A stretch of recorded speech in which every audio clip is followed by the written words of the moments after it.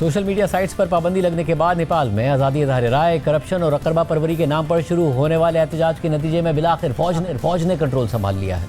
नेपाल में जेन-ज़ी के 2 दिन तक जारी रहने वाले पुरतशद्दुद मुजाहिरों और जलाओ घेराव के बाद आज कर्फ्यू नाफिज है। नेपाली फौज के एहलकार खटमंडू समेत मुल्क भर में तैनात हैं, सड़कों पर ड्यूटी दे रहे हैं और एहतजाज की इजाज़त नहीं दे रहे हैं। जबकि गुज़िश्ता रोज़ होने वाले जलाओ घेराव और तोड़ फोड़ के आसार अब मज़ीद वाज़े हो रहे हैं। पार्लियामेंट और सुप्रीम कोर्ट समेत मुतअद्दिद सरकारी और निजी इमारतें तबाही के मनाजिर पेश कर रही हैं, जबकि कुछ इमारतों से अब भी धुएं के बादल उठ रहे हैं। हज़ारों कैदियों के जेलों से फरार होने की रिपोर्ट्स आ रही हैं, जबकि बहुत से कैदियों को फ़ौज की जानिब से जेलों में वापस भिजवाने की कोशिशों की वीडियोज़ भी गर्दिश कर रही हैं। साथ ही साथ मुल्क में अगले हुकूमती सरबराह के इंतखाब के लिए मुशावरत और बातचीत का सिलसिला भी तेज़ हो गया है। खबरों के मुताबिक नेपाल के सदर और आर्मी चीफ मुल्क की सियासी जमातों और जेन-ज़ी के नुमाइंदों से मुज़ाकरात कर रहे हैं और भारतीय मीडिया दावा कर रहा है कि नेपाल की साबिक चीफ जस्टिस सुशीला कार्की को नेपाल की उबूरी हुकूमत का सरबराह बनाया जा सकता है। नेपाल में अभी उबूरी सेटअप के लिए मुज़ाकरात जारी हैं और गुज़िश्ता 3 दिन से नेपाली शहरी गैर मामूली हालात का सामना कर रहे हैं। भारतीय न्यूज़ एजेंसी ANI ने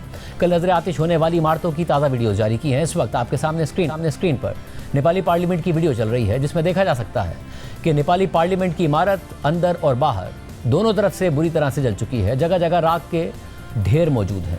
पार्लियामेंट में मौजूद गाड़ियां तक भी जला दी गई हैं। इसके अलावा ये दूसरी वीडियो खटमंडू हिल्टन होटल की है, जिसमें 1 दिन बाद भी धुएं के बादल उठ रहे हैं। जबकि ये तीसरी वीडियो नेपाल के साबिक वज़ीर आज़म जलानाथ खनल के घर की है, जहाँ पर कल मुजाहिरीन ने आग लगा दी थी, जिसके नतीजे में उनकी अहलिया झुलस गई थी और फिर खबर आई कि उनकी जान चली गई है। इसी तरह कल ही ये रिपोर्ट्स भी सामने आई कि खटमंडू में होने वाली अफरा तफरी के दौरान जेलों से हज़ारों कैदी फरार हो गए थे। आज इस हवाले से कुछ वीडियोस भी सामने आई हैं, जिनमें नेपाली आर्मी के एहलकार दिल्ली बाजार जेल से बाहर आने वाले कैदियों को जेल में वापस भेजने की कोशिशें कर रहे हैं, उनसे बातचीत कर रहे हैं, मगर कैदी कह रहे हैं कि उन्हें रिहा किया जाए।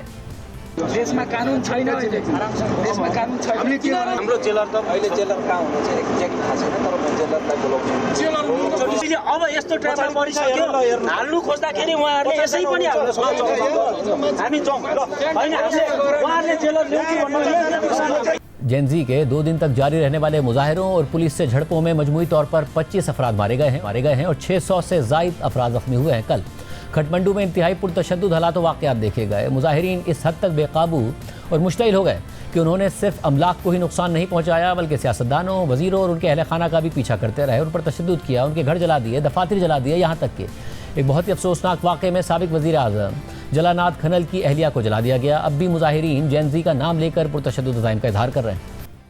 हमारे को रेगुलेशन चाहिए, नहीं हमारे को इस करप्शन से छुटकारा चाहिए, कुछ नया चाहिए हमको, नहीं नया यूथ चाहिए हमको, इसलिए कर रहे थे। केपी चोर को तो हम मारना चाहते थे, अब क्या बोले, वो चला गया उधर, कहाँ चला गया नहीं, देश छोड़ के भाग गया। और सारे नेता को तो हमने पकड़ लिया हमने। शेर बहादुर देउबा, उसका पत्नी का आरजू देउबा, उसका भी सबका घर सर सब जला दिया। नहीं मगर अब जेन-ज़ी के नुमाइंदा ग्रुप्स पुरतशद्दुद वाक़यात से लाताल्लुकी का इजहार कर रहे हैं। BBC की रिपोर्ट के मुताबिक एहतजाज में हिस्सा लेने वाले जेन-ज़ी ग्रुप्स ने खटमंडू में होने वाली तबाही से लाताल्लुकी का ऐलान करते हुए कहा है कि उनकी तहरीक को मौका परस्तों ने हाईजैक कर लिया है। मुजाहिरीन की जानिब से जारी एक बयान में कहा गया है कि मंगल को नेपाल की जेन-ज़ी के एहतजाजी मुजाहरे का वाज़ेह मकसद था, यानी एहतसाब का मुतालबा, शफाफियत और बदउनवानी का खात्मा। ये हमारी एक पुरअमन तहरीक है। हमारा मकसद कभी भी रोज़मर्रा की ज़िंदगियों को मुतासिर करना या किसी को हमारी तहरीक का गलत इस्तेमाल करने देना नहीं था। BBC की रिपोर्ट के मुताबिक